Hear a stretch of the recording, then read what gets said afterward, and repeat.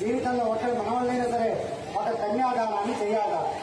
కన్య కలిగింది అంటే ఆసుపత్రికి అసలు ఆయన తిరిగి చూస్తారా? అమ్మాయి పుట్టిందంటే 4 రోజుల తర్వాత వచ్చి చూస్తారు.